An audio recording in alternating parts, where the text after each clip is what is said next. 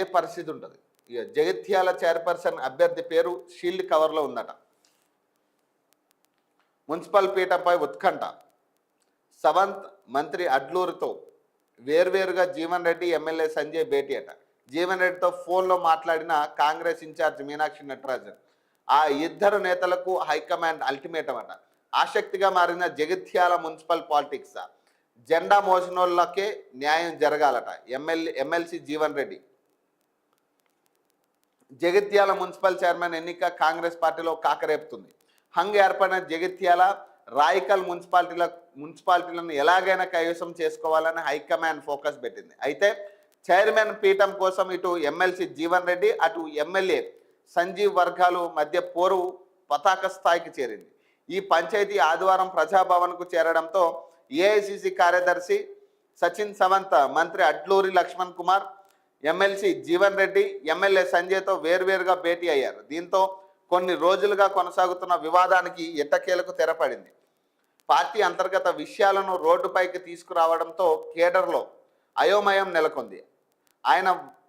ఆయన వారిని సున్నితంగా హెచ్చరించినట్లు తెలిసింది. క్రమశిక్షణే ముఖ్యమని, పార్టీ తీసుకునే తుది నిర్ణయానికి ఇరు నేతలు కట్టుబడి ఉండాలని సవంత్ స్పష్టం చేశారు. ఐక్యత చాటాలని, పార్టీ బలోపేతం దృష్ట్యా ఇరువురు నేతలు కలిసి పనిచేయాలని సూచించారట. ఇక్కడ దాదాపు ఇప్పుడు డిసైడింగ్ ఫ్యాక్టర్ ఇక్కడ ఎవరయ్యారంటే ఎమ్మెల్సీ జీవన్ రెడ్డి అయ్యిండు. ఇక్కడ విషయం ఏంటంటే జగిత్యాలలో మనకు తెలిసినట్టుగా అనూహ్యంగా ఇప్పుడు సంజయ్, నేను బీఆర్ఎస్ పార్టీలోనే ఉన్నా, ఎమ్మెల్యే సంజయ్ నేను బీఆర్ఎస్ పార్టీలోనే ఉన్నా, నేను కాంగ్రెస్ కనుక కప్పుకున్నాను ఎవరు చెప్పారు, నేను ఇప్పటికీ కూడా బీఆర్ఎస్ పార్టీ ఎమ్మెల్యేనని చెప్పి కాంగ్రెస్ పార్టీ అభ్యర్థులకి సపోర్ట్ చేసిండు ఆయన. సో అక్కడే చాలా సీనియర్ నేత జీవన్ రెడ్డి గారు ఉన్నారు, ఎమ్మెల్సీ.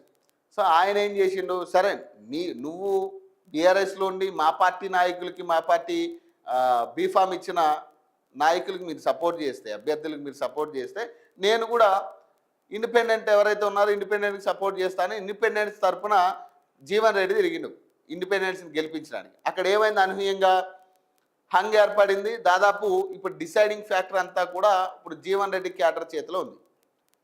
ఎవరు డిసైడ్ చేస్తే ఇప్పుడు జీవన్ రెడ్డి క్యాడర్ ఎవరికి సపోర్ట్ చేస్తే వాళ్ళకి అక్కడ పీఠం దక్కే పరిస్థితి ఉంది. మరి ఈ నేపథ్యంలో ఏమవుతుంది, ఇప్పుడు వారిని బుజ్జగించే ప్రయత్నం చేసింది ఏఐసిసి. సరే ఇక్కడ కూడా ఇప్పుడు ఇంకొక విషయం, ఇక్కడ కూడా ఎమ్మెల్యే సంజయ్తో ఎందుకు వీళ్ళు కాంగ్రెస్ భవన్లో మీటింగ్ పెట్టారు వీళ్ళు? అసలు బీఆర్ఎస్ ఎమ్మెల్యే కదా, ఆయన అనౌన్స్ చేసిండు కదా సంజయ్ నేను బీఆర్ఎస్ ఎమ్మెల్యేనని ఆయనే ఓపెన్గా వీడియో పెట్టి వీడియోలో మాట్లాడిండు ఆయన. మరి ఆయన ఎట్లా గాంధీ భవన్కి పిలిచారు మీరు? ఆయన ఎట్లా మీరు బుజ్జగించారు? నాకు అర్థం కాలే. ఆయన ఎట్లా గాంధీ భవన్కి పిలిచి మీరు బుజ్జగించాల్సిన పనే ఉంది? బీఆర్ఎస్ కదా బుజ్జగించాల్సింది ఆయన్ని. ఇప్పుడు ఆయన బీఆర్ఎస్లో ఉన్న వ్యక్తి అయినప్పుడు బీఆర్ఎస్ కదా ఆయన బుజ్జగించాల్సింది. మరి ఎట్లా మీరు గాంధీ భవన్కి పిలిచి బుజ్జగించారు?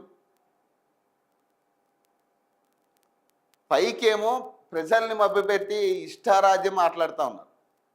ఏదో ఇది వేలాకోలం కామెడీ అయిపోయింది. 10 మంది ఎమ్మెల్యేల అనార్థ పిటిషన్ ఇది కామెడీ అయిపోయింది వీళ్ళకి, ఎమ్మెల్యేలకి. ఇప్పుడు వీడియో పెట్టి నేను నేను బీఆర్ఎస్లో ఉన్నా, ఎవరు చెప్పారు? అసలు నేను కనువనే కప్పుకోలే, నేను బీఆర్ఎస్ ఎమ్మెల్యేనైనా ఓపెన్గా చెప్పిండు. మరి ఇప్పుడు గాంధీ భవన్లో ఎట్లా మీరు భేటీ పెట్టిరు ఆయనకి?